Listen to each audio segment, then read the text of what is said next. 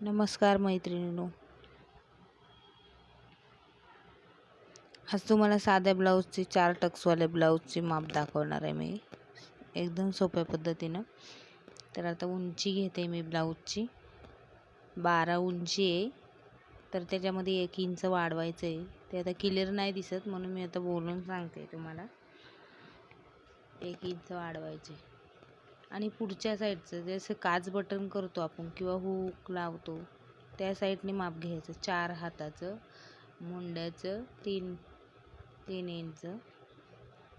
आता ही वरनं घेतली तर 7 आहे. तर आतनं शिलाई सहित मोजायचं. नाही कळालं वरनं तर हे असं पूर्ण म्हणजे शिलाईमध्ये किती जातं आणि आपल्याला माप किती घ्यायचं त्याच्या अंदाजे पूर्ण माप टाकायचं. हे असं बघून शिलाई सहित म्हणजे बरोबर बसतं एकदम. आपल्याला कटिंग करायला पण इझी जातं. गोंधळायचं नाही. नवीन असल्यामुळे गोंधळ होतोच, लवकर लक्षात येत नाही ही कटिंग, मला माहिती आहे. त्याच्यासाठी तुम्हाला मी दाखवायचा प्रयत्न केला आहे भरपूर, पण माझ्या मोबाईलमध्ये जास्त स्टोरेज होत नाही. त्याच्यामुळे खूप छोटे व्हिडिओ बनतात आणि व्यवस्थित बनत नाही. काही क्लिअर दिसतं, काही शॉर्ट दिसतं, असं होतं. त्याच्यामुळे मी तुम्हाला सांगते. आता हे तर बघा 5.5 फूटला घेतला आहे.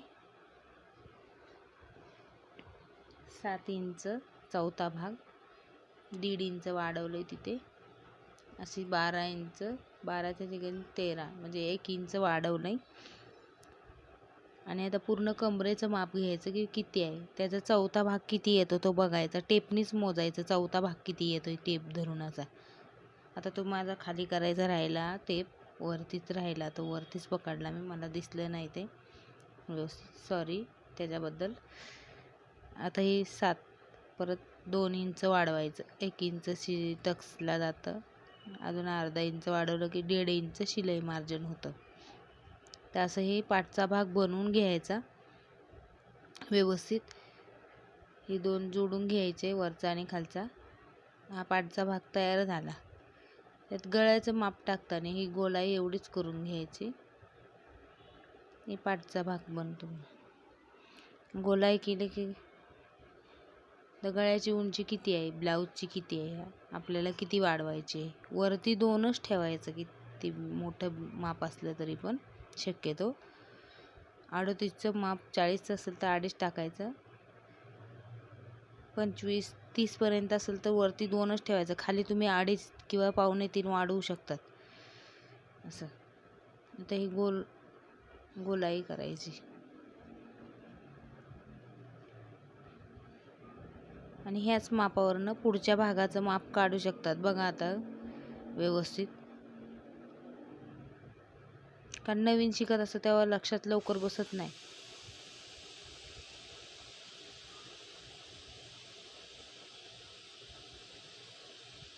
आता मी मुद्दामूनच दाखवलं आहे जरा गोंधळल्यासारखं, कारण नवीन शिकलेले असतात ना त्याच्यामुळे असाच गोंधळ होतो. कारण माझ्या बाबतीत सुद्धा हीच गोष्ट घडलेली होती. त्याच्यामुळे घाबरायचं नाही.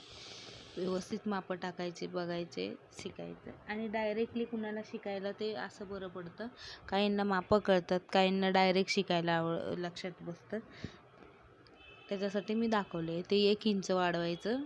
आता हे पुढचा भाग आहे, इथं 1.5 इंच वाढवायचं, खाली 1 इंच वाढवायचं या साईडला. आणि त्याच्याबरोबर माप हे करून घ्यायचं, पट्टी टाकून सरळ रेषा मांडून घ्यायचे. ते इथं पण बरोबर 1 इंच घ्यायचं, म्हणजे पट्टीने लाईनिंग करता येते व्यवस्थित.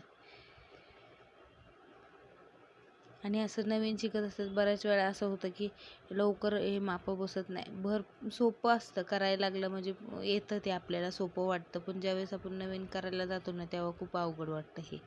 आणि हे खूप डोक्याचं काम आहे, हे लवकर लक्षात नाही बसत. म्हणून छोट्या गोष्टी सांगितलेल्या. आणि ह्या गोष्टी आम्हाला नव्हते शिकवत होते तेव्हा सांगायचे कोणी. मला खूप आता हसायला येतं ते. म्हणून मी प्रत्येक गोष्टीत विचार करून म्हणजे की तुम्हाला सांगते की ह्याच्यामध्ये काय गोष्टी असतात. इथं थोडंसं आतून घ्यायचा भाग गोलाई करून 1 पॉईंट घेतलं तरी पण झालं. हे बघा असं गोलाई, हां आतल्या साईडला. तसं पुढचा भाग आहे ना त्याच्यासाठी. आता टक्स टाकायचे त्याच्यामध्ये. 4 टक्सचं ब्लाऊज आहे ना, तर पुढचा भाग गळ्याचा किती आहे, इथे 1 इंच वाढवले, ते दाखवले मी तुम्हाला परत एकदा.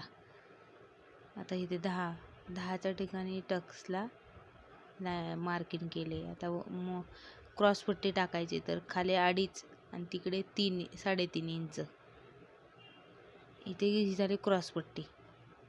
आता त्याच्यामधला भाग म्हणजे ते गळ्याचा 5 टाकायचा. 5.5 तुम्हाला जेवढा असं ब्लाऊजचं मापाचं तेवढं त्यानुसार ते टाकायचं. पाठचा गळा टाकला रुंदीला तेवढाच इथं पुढच्या टाकायचं. फक्त लांबीला तुम्ही कमी असतो उंचीला 5 किंवा 5.5 जास्त 6-6.5 साडेपर्यंत 6.5 एवढ्यापर्यंत. आता टक्सचे माप टाकून घ्यायचे. हे 1.5 इंच सोडायचं शिलाईचं. त्याच्या आतून माप टक्स टाकायचं. ते दोन्हीचं बरोबर घेऊन त्याच्या मधोमध टक्स 1.5 इंचाचा तयार करायचा आणि तो मधला बरोबर येतो टक्स मग. हां,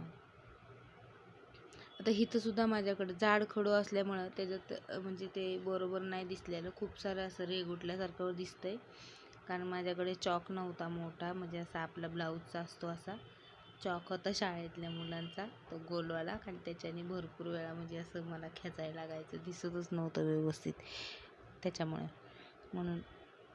आणि आता जे दाखवले ना तुम्हाला हे नवीन शिकताना ह्या अशाच गोष्टी भरपूर वेळा घडतात. त्याच्यामुळे मग हे व्यवस्थित म्हणजे टक्स बरोबर टाकलेत मी, दिसतात बघा तुम्हाला.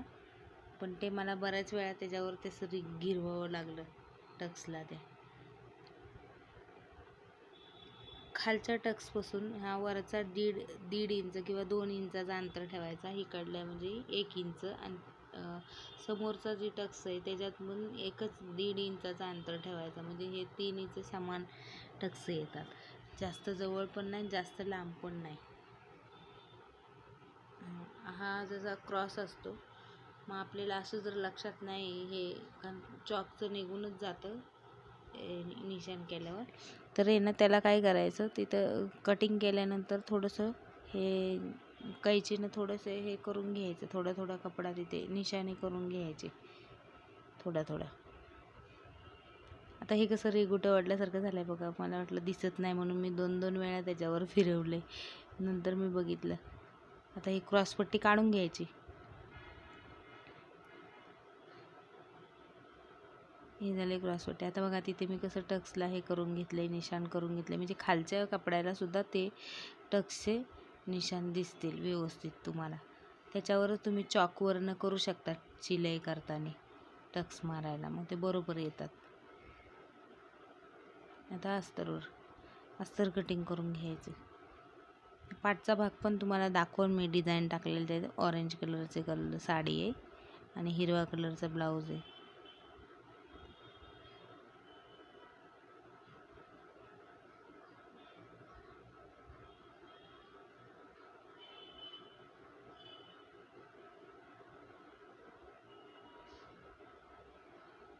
ते हे हात छोटे आहेत एकदम, किनार जेवढे असेल तेवढेच हात दाबायचे.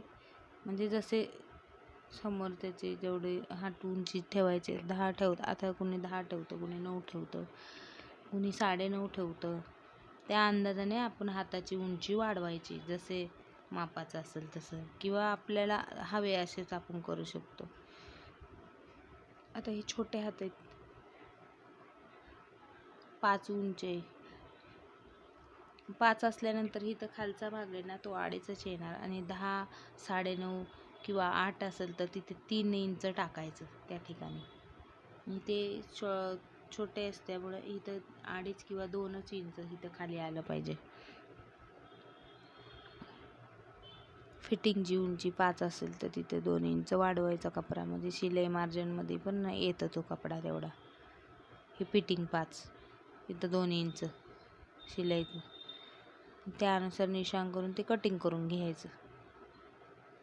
आणि हेच अस्तरवर ठेवून असंच कटिंग करायचं. अस्तरचा कपडा ठेवल्याच्या नंतर दुसरा जे कपडा आपण साडीचा कटिंग करू तर तो थोडा जास्त सोडायचा जरा, जेणेकरून की आपण जेव्हा शिवायला जाऊ ना तेव्हा ते कमी नाही पडला पाहिजे, व्यवस्थित आला पाहिजे.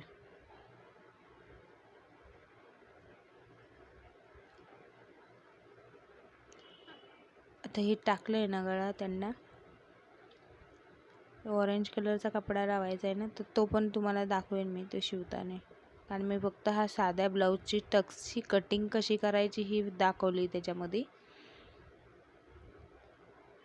मला मैत्रिणींना सगळ्यांना की लाईक करा, शेअर करा,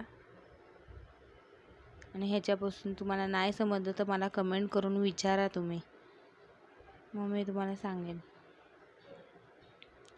प्लीज मला लाईक शेअर करत जा मैत्रिणींनो.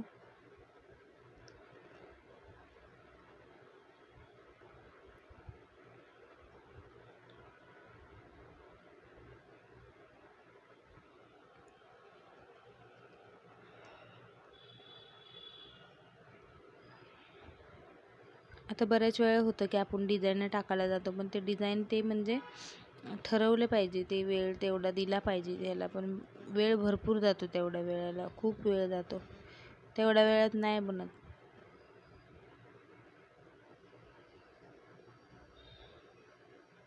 शिकणाऱ्या मुलींना जास्त करून गोल गळ्यापासूनच सुरुवात करायची.